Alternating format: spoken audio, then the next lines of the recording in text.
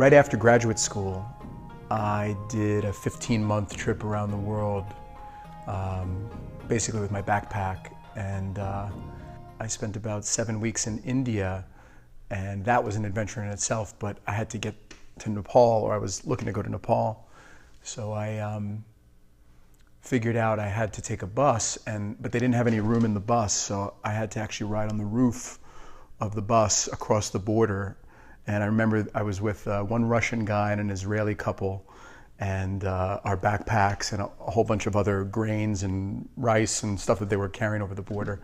And then at one point, they were screaming for us to come down. They pulled over to the side of the road, and we didn't know what was happening. We had to come off the roof of the bus and take our bags, and then the bus just left. It didn't say it just left. And we were on the India side, so we just kept walking, and then we crossed the border and we showed our passports. We walked into Nepal, but we were in the middle of nowhere. And then we just kept walking, and then the bus was waiting for us on the side of the road. It was, I guess they couldn't cross the border with us on top, but it would have been nice if they told us, So then, and these were typical stories. And then I spent 21 days in the Himalayas, which was amazing. I was by myself, and I literally, on the third day of the journey, bumped into a Nepalese man who had 100 donkeys behind him carrying school supplies to his village. And he had walked about 150 miles to Pokhara, the town where you launch to go hiking or trekking.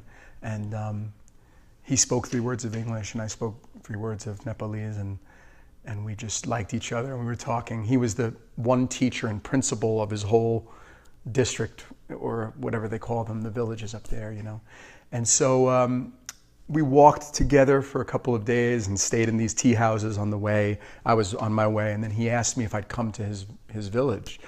I was like, absolutely. And he took me up into the village, and then we got got closer, and he said, stay here. And he went up into the village, and he told his family and everybody up there, that I have a guest. And I was like, I'm just a guy, with a backpack. And I walked in, and all the village, elders came out, and his wife put on her best sari, and they sat me in the middle of the town where the one pump was for the well, and everybody just, literally, they was just sitting around me, looking at me, And I just had an unbelievable time. It was a little embarrassing for how much attention was being paid. But at night I was sleeping, and they have these thatched huts. I was sleeping on the floor, near one of the walls. And you see eyeballs, they're watching me sleep. And I have one memory of showing them a photo of my family. It was my dad and my stepmom, and they were arm in arm in the kitchen. And I thought they were gonna ask me, who are these folks? But they kept pointing to the thing in the background. And I was like, what? Oh, and that was a paper towel holder.